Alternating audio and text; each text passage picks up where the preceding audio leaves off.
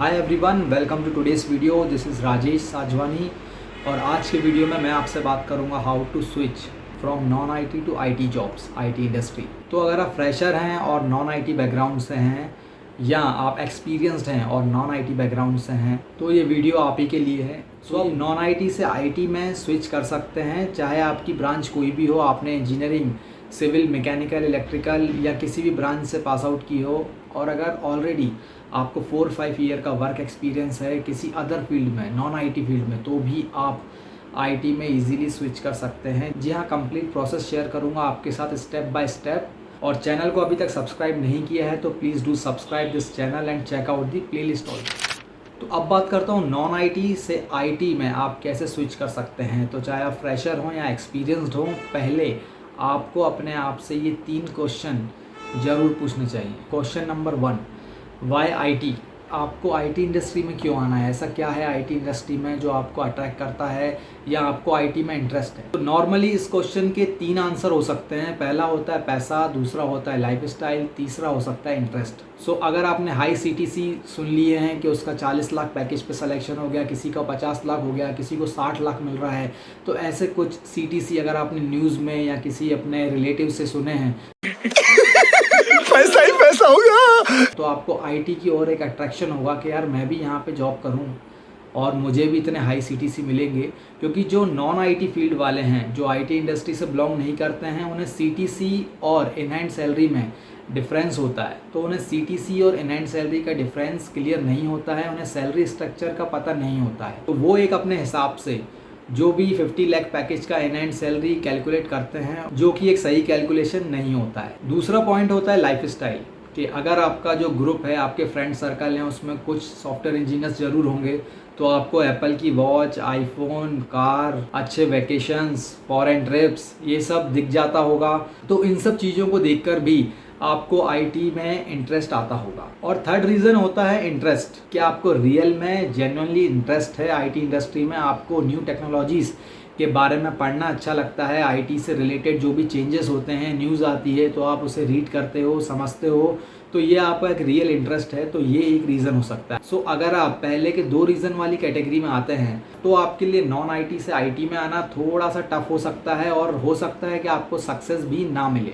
But अगर आपका interest है देन आपके लिए ये जर्नी थोड़ी इजी हो सकती है। आपको इजीली आप आईटी में स्विच कर सकते हैं और यहाँ आप अपना सक्सेसफुल करियर स्टार्ट कर सकते हैं। तो अब आपको वाई पता चल चुका है कि मुझे आईटी में क्यों जाना है। तो वाई के बाद हाउ इजीली मिल जाता है। अगर आपको पता है कि क्यों करना है तो कैसे करना है उतना टफ नहीं होता।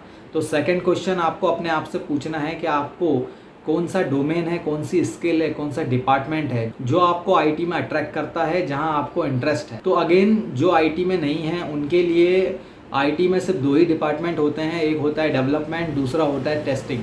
आईटी का मतलब C++, C#, जावा, .NET, पाइथन और एक टेस्टिंग होती है, बस। इसके अलावा कोई डिपार्टमेंट नहीं होता आईटी में उनके अकॉर्डिंग। बट आईटी में बहुत सारे डिपार्टमेंट होते हैं, आपको जिस डिपार्टमेंट में इंटरेस्ट है आप उसमें जा सकते हैं। तो आईटी में आपको टेक्निकल जॉब भी मिलती हैं, नॉन टेक्निकल जॉब भी मिलती है। तो सपोज अगर आप कहीं नॉन आईटी फील्ड में जॉब कर रहे हैं, आपको 4-5 साल एक्सपीरियंस है, तो आप सेल्स में हो सकते हैं, आप टीचर हो सकते हैं, फाइनेंस हो सकते हैं। तो ये सारी फील्ड भी आईटी में है। आईटी में भी फाइनेंस डिपार्टमेंट होता है, सेल्स होता है, आईटी में भी ट्रेनर्स होते हैं जो ट्रेनिंग देते हैं, और आईटी में टेक्निकल जॉब भी होती हैं, जैसे डेवलपमेंट हुआ, टेस्टिंग हुआ, साइबर सिक्योरिटी, नेटवर्किंग, डीबीए। तो बहुत सारी फील्ड होती हैं। तो आपको पहले अपना इंटरेस्ट पता करना है कि आपको किस डिपार्टमेंट में, किस स्किल सेट में इंटरेस्ट है। अगर आपको नॉन टेक में जाना है तो ये लिस्ट है। आपको कोडिंग पसंद नहीं है, आप कोडिंग नहीं करना चाहते हैं, उस लाइन में नहीं जाना चाहते हैं, तो नॉन टेक जॉब भी बहुत है आईटी में। या आप लिस्ट चेक कर सकते हैं, जैसे आप देख सकते हैं कि आप क्यूए बन सकते हैं, तो टेस्टर में मैनुअल टेस्टिंग भी होती है।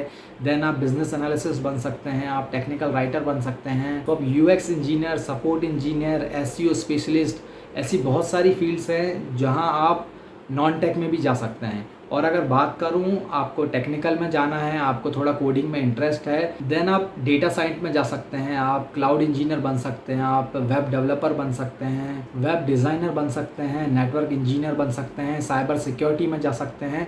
तो बहुत सारी फील्ड्स हैं। सो मेरे चैनल पे already top 5 high demand skills का ऑलरेडी एक वीडियो अवेलेबल है, आप इस वीडियो को चेक कर सकते हैं। इसका लिंक आपको डिस्क्रिप्शन बॉक्स में ऊपर आई बटन पे मिल जाएगा। तो अगर आप किसी भी नॉन CSIT फील्ड से ग्रेजुएट हैं या आप ऑलरेडी नॉन IT फील्ड में जॉब कर रहे हैं तो आप मेरे ये दोनों वीडियो चेक कर सकते हैं। तो इस वीडियो में आपको टॉप 7 ऐसी टेक स्किल्स मिलेंगी जिनका कोर्स आप कर सकते हैं, और इवन मैंने फीस से रिलेटेड डिटेल्स भी प्रोवाइड की हैं। तो आप ये दोनों वीडियो को ज़रूर चेक कर लीजिएगा, इससे आपको बहुत हेल्प मिलेगी। थर्ड क्वेश्चन आता है कि आप रेडी हैं न्यू कल्चर को, न्यू एनवायरनमेंट को एक्सेप्ट करने के लिए। तो आपको मेंटली प्रिपेयर होना पड़ेगा। सपोज ऑलरेडी आप जॉब कर रहे हैं नॉन IT फील्ड में 4-5 साल से, और अगर आप मूव करना चाहते हैं तो पहले आपको मेंटली प्रिपेयर होना पड़ेगा, आपको एक्सेप्ट करना पड़ेगा उस न्यू कल्चर को, न्यू एनवायरनमेंट को। तो इन सब के लिए आपको रेडी होना पड़ेगा। अगर आप फ्रेशर हैं तो आपको उतनी प्रॉब्लम नहीं जाएगी, बट अगर ऑलरेडी आप किसी नॉन IT फील्ड से आते हैं, वहाँ आप कंफर्टेबल थे, देन आप यहाँ स्विच कर रहे हैं, तो आपको एक बार मेंटली प्रिपेयर हो जाना चाहिए। तो यहाँ तक आपने क्लियर कर लिया है कि आपको IT में क्यों जाना है, आपको किस डिपार्टमेंट में जाना है, किस स्किल सेट में जाना है, देन आप मेंटली प्रिपेयर भी हो। तो अब बात आती है डिग्री की, कि आप BE हो, BTech हो, या आपने BCom, BSc, BCA किया है। तो ये डिग्री की बात मैं आपसे इसीलिए कर रहा हूँ क्योंकि IT इंडस्ट्री में कुछ स्पेसिफिक जॉब्स हैं जिसमें कंपनी को BE, BTech की डिग्री रिक्वायर्ड होती है। तो हर एक डिपार्टमेंट के लिए अलग अलग जॉब निकलती हैं। ऐसा नहीं है कि अगर आपने BSc, BCom किया है तो आपको जॉब के ऑफ़र नहीं मिलेंगे, आपको इंटरव्यू कॉल्स नहीं आएंगे, ऐसा नहीं है। हर फील्ड के लिए जॉब होती है, बट कुछ स्पेसिफिक डिपार्टमेंट हैं जहां कंपनी को BE और BTech की रिक्वायरमेंट होती है। तो यहाँ भी आपको मेंटली प्रिपेयर रहना पड़ेगा। और इसके बाद नॉन IT से IT में आने के लिए आपको कोई कोर्स या सर्टिफिकेशन करना ज़रूरी है। तो इसके लिए आप किसी इंस्टीट्यूट को ज्वाइन कर सकते हैं या ऑनलाइन कोर्सेज़ को सेलेक्ट कर सकते हैं। तो बेटर ये होगा कि आप फिज़िकल इंस्टीट्यूट में जाएं, क्योंकि वहाँ पे जब आप कोई कोर्स करते हैं तो जो आपके डाउट्स होते हैं वो ज़्यादा अच्छे से क्लियर हो पाते हैं। जहाँ पे आपको प्लेसमेंट का ऑफ़र मिले, जहाँ प्लेसमेंट आते हों, उस इंस्टीट्यूट को आप ज्वाइन कीजिए। भले आप ऑनलाइन कोर्सेज़ कर रहे हो या ऑफलाइन कर रहे हो, बट वहाँ पे कुछ प्लेसमेंट की गारंटी होनी चाहिए। तो कितने टाइप के कोर्सेज होते हैं, क्या फ़ीस होती हैं, वो सारी डिटेल्स तो आपको ये मेरे 2 वीडियो में मिल ही जाएंगी। और इनके अलावा आप CDEC भी कर सकते हैं। जी हाँ, CDEC भी बहुत अच्छा कोर्स है। तो उसके लिए आपको एंट्रेंस एग्ज़ाम देना होगा, देन आप CDEC का कोई इंस्टीट्यूट सेलेक्ट कर सकते हैं। 6 मंथ का वो कोर्स होता है और वहाँ प्लेसमेंट्स भी होते हैं, अच्छी अच्छी कंपनीज आती हैं। मैंने खुद CDEC किया है। तो वो कोर्स भी आपको IT इंडस्ट्री में एंट्री दिलवाने में, प्लेसमेंट कराने में काफ़ी हेल्पफुल हो सकता है। तो ये सारी स्टेप्स फॉलो करने के साथ साथ आपको पेशेंस भी ज़रूर रखना पड़ेगा। ऐसा नहीं है कि अगर आपने कोई कोर्स कर लिया, सर्टिफिकेशन भी कर लिया, देन आपने 2-3 मंथ जॉब सर्च की, नहीं लगी तो आप वापस चले गए, आपने वो फील्ड छोड़ दी। ऐसा नहीं होता है।